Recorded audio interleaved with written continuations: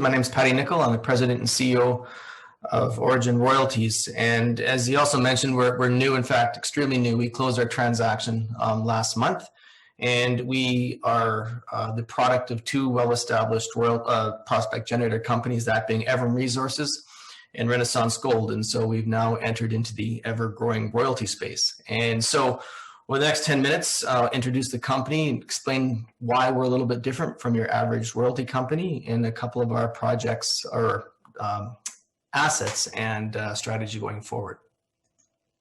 There's our forward-looking information. So we say we're different. How are we different? And, you know, I think like most royalty companies out there, the goal is to go out and to acquire precious metal royalties, metal royalties. And in our case, we will be creating and acquiring royalties using our strengths as from the history of being a prospect generator, also using our well-established relationships, business relationships across the mineral and mining industry. We're mineral explorers. We're really to the core. In fact, we're boots on the ground.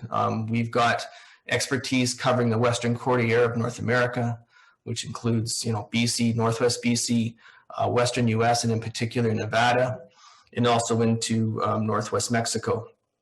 And it's, you know, essentially over the past 10 years, where both Evrim and Renaissance have established themselves as preeminent prospect generators. And in fact, those efforts that we've made over those years is what's created our asset portfolio today and our two flagship royalties. You know, our exploration programs are largely funded by our exploration partners.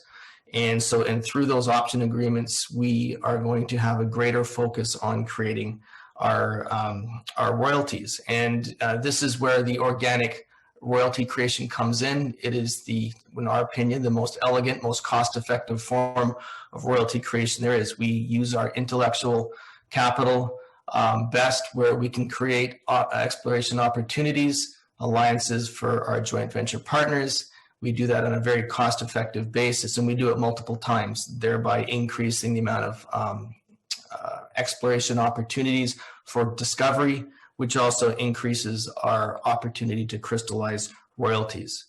And apart from our generating royalties organically, we will also be acquiring royalties strategically. And this, again, is a bit of a differentiation. You see a lot of the royalty companies today that go out and acquire baskets of royalties.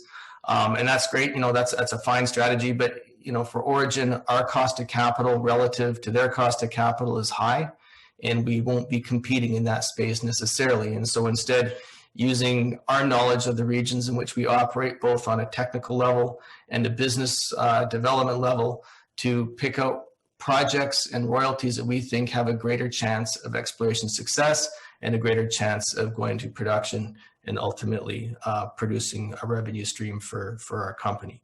And so that, I think, is some of the key differentiators that we will employ versus what other royalty companies are doing. So zeroing in a little bit here on some of our key assets. This is for the Evrim shareholder. They will be very familiar with the Ermitaño deposit. And for the Renaissance shareholder, they will be very familiar with the Silicon project, which is, you know, the key reasons why we put these two companies together. We see fantastic short-term revenue creation and medium-term development through the Silicon project. And so zeroing in a little bit on Ermitaño, this is a gold-silver epithermal, low sulfidation epithermal deposit located in Sonora, Mexico. Evrim has a 2%, Orogen, I got to get used to that still.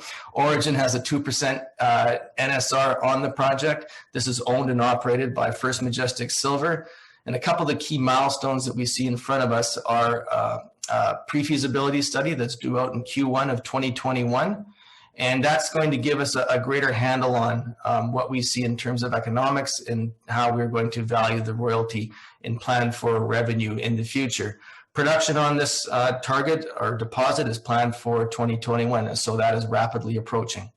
And the deposit and point, Ermitaño, is an indicated resources of 311,000 ounces of gold, 4.73 million ounces of silver, and inferred resources of 370,000 ounces of gold and 6.98 million ounces of silver. This deposit sits adjacent to First Majestic Santa Elena mine, so the mine and mill infrastructure is largely in place already, so this is fast tracking into production very quickly.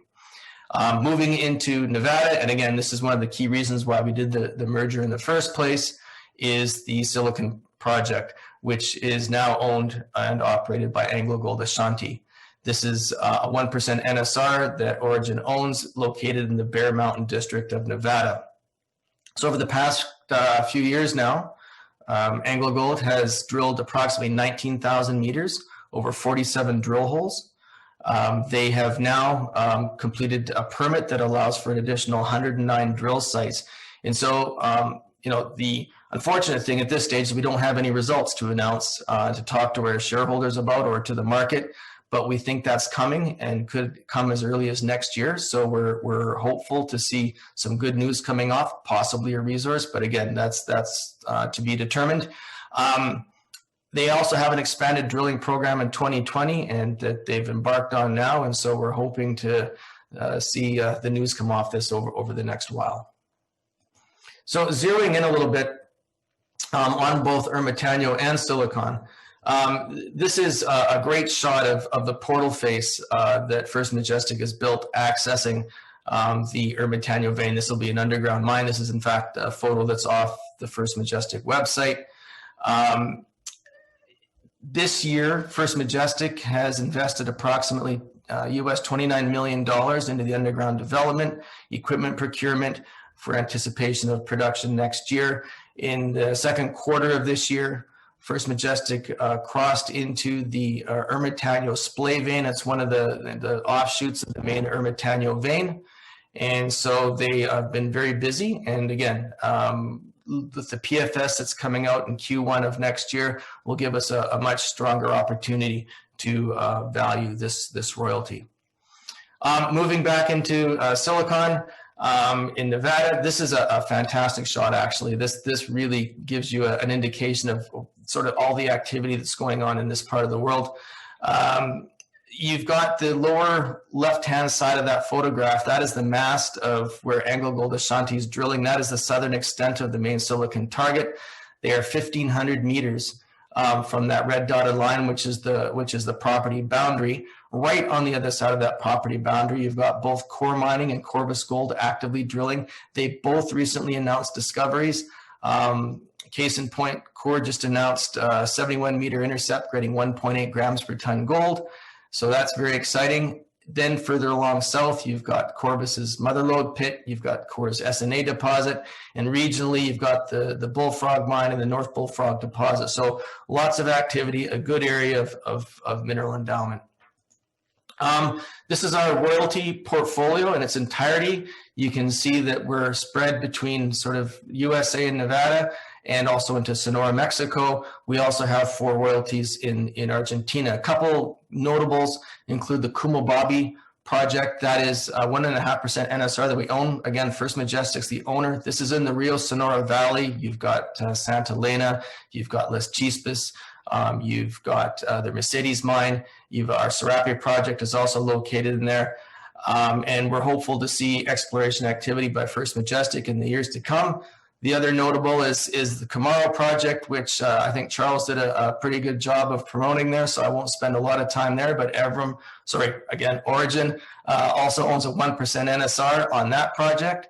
And so moving on to sort of the final couple slides here, I'm going to skip that. I'm going to talk about sort of our incubator. We've gone from short-term to medium-term value creation events with our royalties to the long-term royalty portfolio. And this is sort of where it all begins. This is the incubator for our royalties, if you will. And so this is our active joint ventures. And today we have 5 active joint ventures. We have an alliance as well. We're currently going to be adding a 6th here shortly.